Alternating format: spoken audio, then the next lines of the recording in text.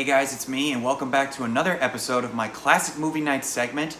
Today I'm here to talk about one of my all-time favorite films, and it just might as well be up in my top 5 favorite films, or top favorites. Back to the Future, directed by Robert Zemeckis, starring Michael J. Fox, Christopher Lloyd, Leah Thompson, Crispin Glover, and Thomas F. Wilson, and many other people. Back to the Future, as I said, is one of my all-time favorite movies and one of my childhood favorites from when I was a kid. The first time I saw this, I must have been at least somewhere between 6 and 8 years old, and I had that VHS copy, and I watched it I don't even know how many times. By the time I got my DVD copies of it when I was 12 years old, that VHS tape was worn out to the bone.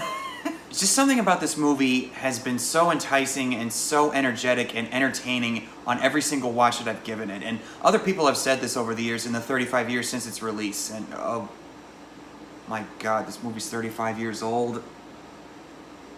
Yeah, this year, and particularly this month, is the 35th anniversary of Back to the Future. So, what better time to talk about it than now? Now, for those of you who haven't seen Back to the Future, I'm going to go into some spoilers. I won't cover every single detail, although it's really tempting to do so because there is so much to talk about with this movie. But in case you haven't seen it, I'm going to go into certain details. And I find it kind of sad that I have to give a spoiler warning, but there are some people who have never seen Back to the Future.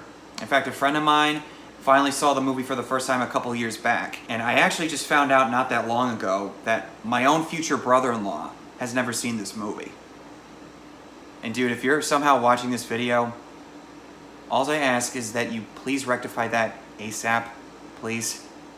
But let's talk about Back to the Future. You guys know what the plot of this movie is. It's about a young high school kid named Marty McFly living in this place called Hill Valley, California, and he's good friends with Doc Emmett L. Brown, who's a bit of an eccentric scientist in the town that he lives in. Marty's a bit of a down-on-his-luck kind of kid. He doesn't exactly have the most optimistic home life to go home to. He wants to be a musician, but he keeps getting rejected at every turn that he tries to take. Then he meets his friend Doc Emmett L. Brown at this shopping mall at 1 a.m. in the morning, and he discovers that Doc Brown has built a time machine out of a DeLorean, and certain shenanigans ensue where Marty ends up going back in time to 1955, encountering his own parents when they were his age. And he accidentally interferes with his parents' first meeting, therefore altering history, which results in him trying to put it all back to the way it was. A lot of people have discussed Back to the Future ever since its release, so I know that anything I say more than likely has already been said, and I've said this before with other movies, but I will provide my own experience as best I can, and especially as I rewatched it again recently to prepare for this review. There was a lot of small details that I caught on to that I kind of knew were there when I was a kid, but I never really quite understood it.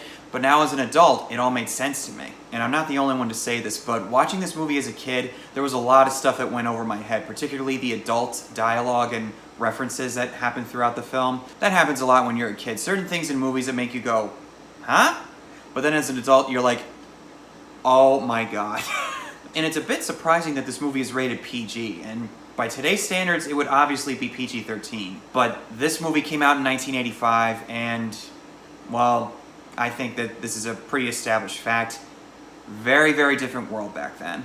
And the events leading up to this film's production, as well as things that happened while the film was being made, it's really fascinating when you read up on it, which I obviously have. Robert Zemeckis wanted to make this movie for a long time, and he had Steven Spielberg on his side, but no studio in Hollywood at the time was really interested. So Robert Zemeckis, in order to prove himself, had to make another movie called Romancing the Stone with, I believe it was Michael Douglas and Kathleen Turner. I saw it a long time ago when I was a teenager. I don't really remember too much of it, but I do remember it being kind of fun. But that film, I would say, was fairly successful upon its release. So therefore, Robert Zemeckis got the green light from Universal Studios, and along with Steven Spielberg as a producer, Bob Gale as the writer, and Kathleen Kennedy is also one of the producers of this movie, which is really fascinating to see all the projects that she's had some kind of hand in. But Robert Zemeckis was very passionate about this project, and you could feel it in every single scene, every single line.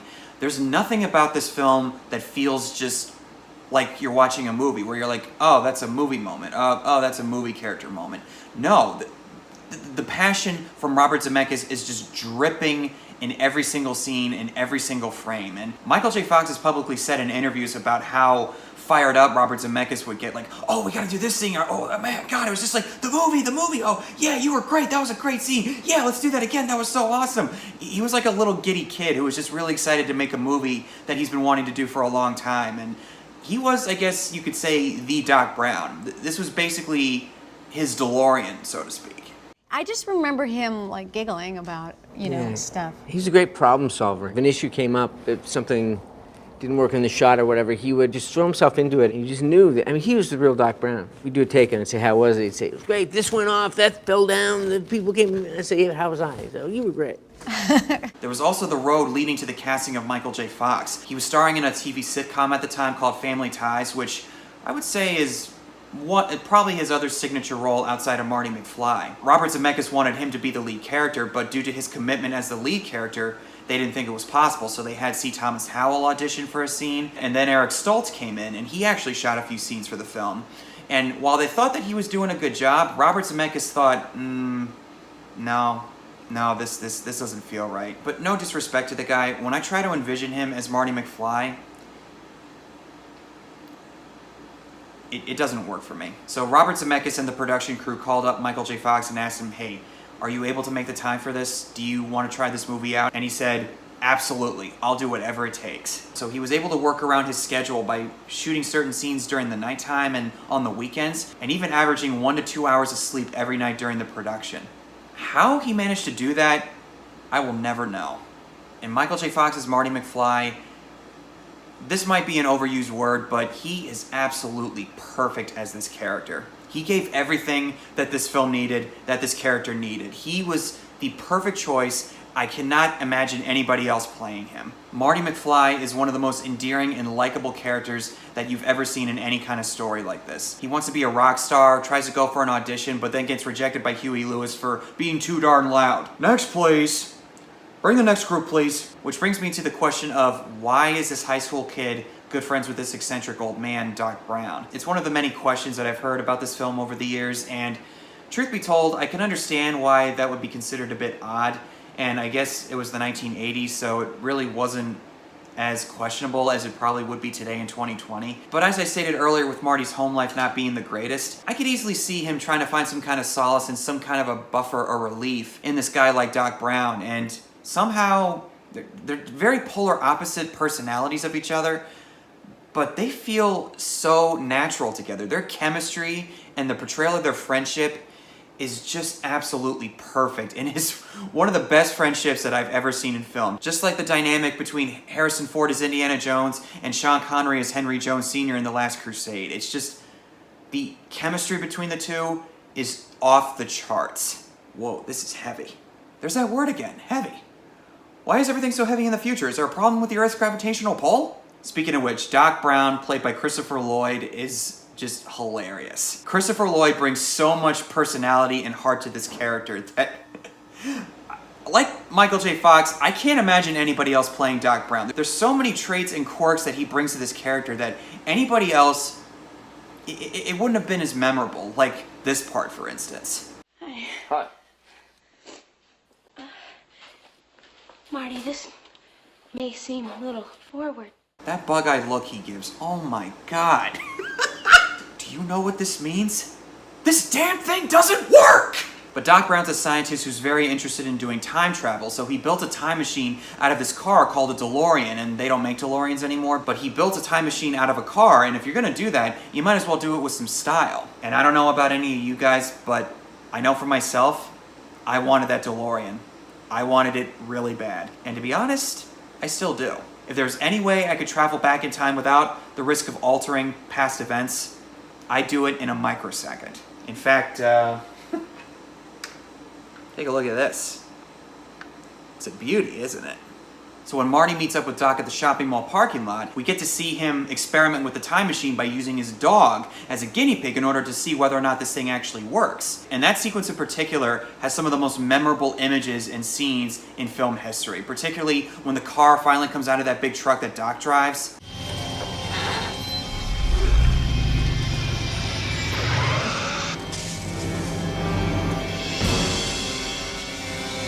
Or when the time machine hits 88 miles per hour.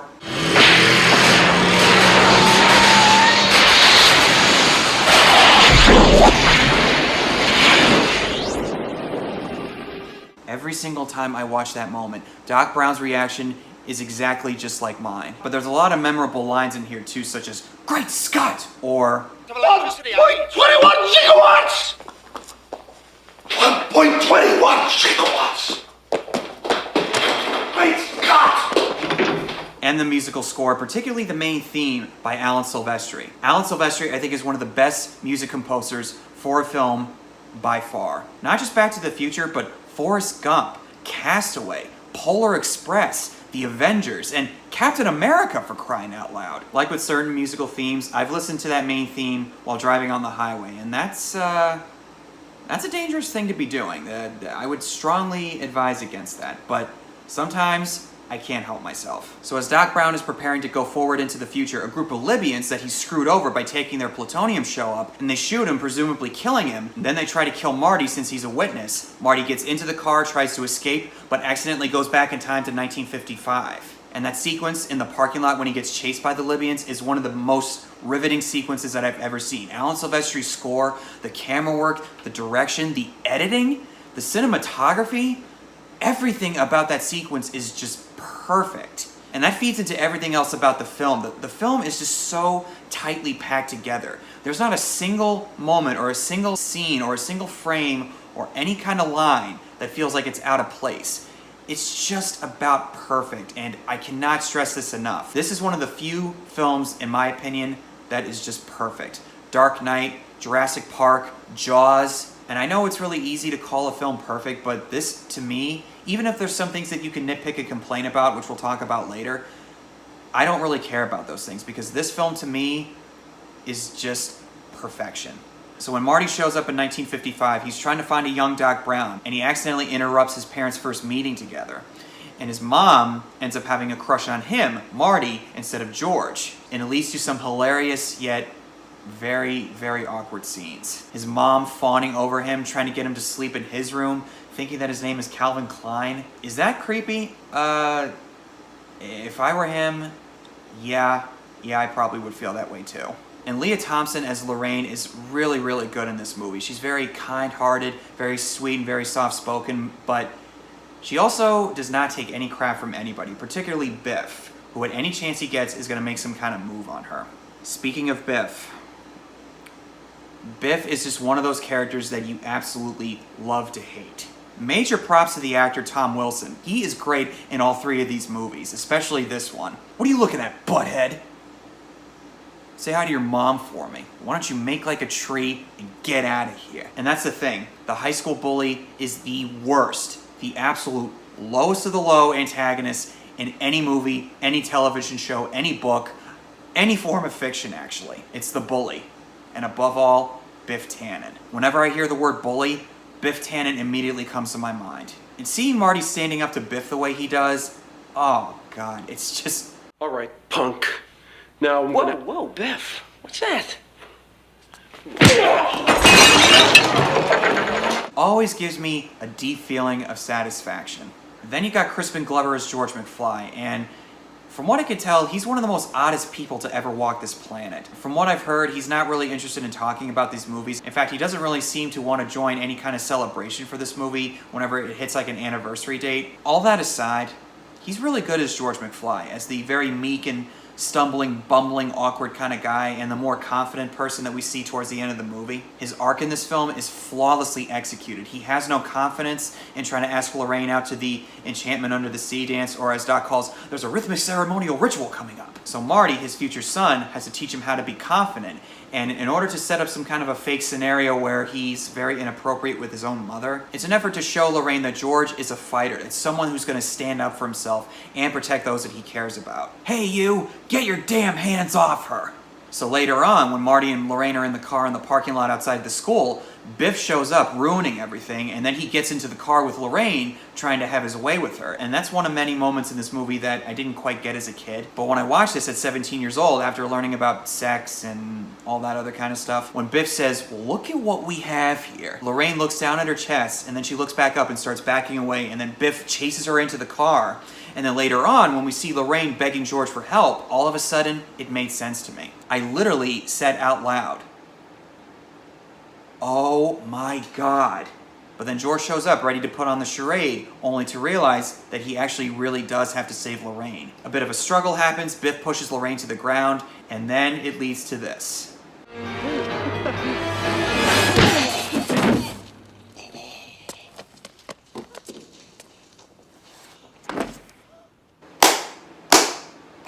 And then it finally all pays off when George and Lorraine are on the dance floor and some idiot comes by and tries to ruin the moment for George.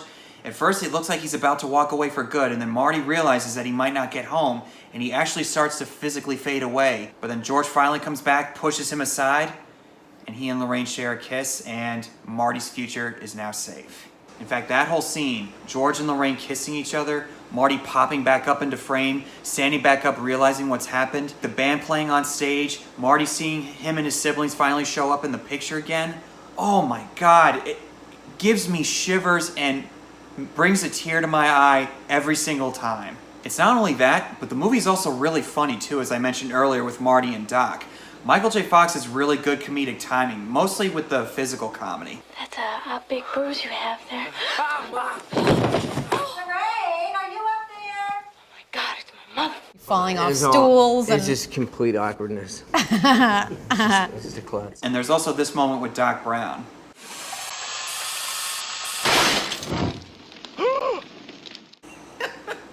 Or the moment where Marty puts his headphones on George's head and wakes him up in the middle of the night with that loud music by Van Halen. My name is Darth Vader. I'm an extraterrestrial from the planet Vulcan. And arguably the most famous scene in the movie is the Johnny B. Good sequence, where Marty finally has a chance to showcase his talents as a rock singer, or as a rock star guitar player, if you will. You know that new sound you're looking for? Well, listen to this! Then we get to the climactic sequence of the movie where Marty has to go back in time to 1985 on the same night that this clock tower in Hill Valley was struck by lightning. This sequence is arguably the most intense thing I've ever seen. Marty trying to start the DeLorean, but the car stalls and dies. Doc's up on the clock tower trying to connect the cables. The lightning's flashing through the sky and you're like, oh no, oh my God, oh no, the lightning's gonna strike! And then Marty finally manages to gun it down the street and Alan Silvestri's music's going da da da da da da da.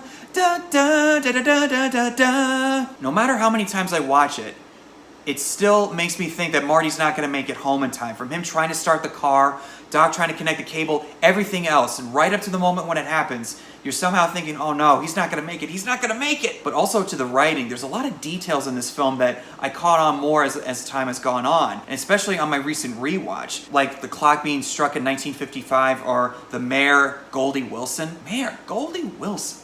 I like the sound of that. Doc's story of how he came up with the flux capacitor after hitting his head on the toilet, or when Lorraine tells a story of how she met George when they were teenagers and how we later see that sequence play out, but in a very different way. There's probably a lot more than what I've mentioned, but little things like that, it's so intricately written by Bob Gale and Robert Zemeckis that it doesn't feel inconsequential, it doesn't feel irrelevant, it feels 100% earned from beginning to end. Marty finally comes home in 1985, sees Doc getting shot by the Libyans, and for a moment he thinks that Doc is gone for good. But it turns out that he had a bulletproof vest underneath his clothing, and that he actually read the letter that Marty wrote to him, warning him of what was going to happen to him in the night that he went back in time. And then the next morning when Marty wakes up, he sees that his family life is 100% better. His parents are happily married, his father's more confident and a successful author, his sister has a very successful dating life, and his brother Dave has a really good office job. And Biff is still very present in George's life, but this time, he's the one being kind of pushed around by George. Now Biff, don't con me. I'm sorry, Mr. McFly. I was just starting on the second coat.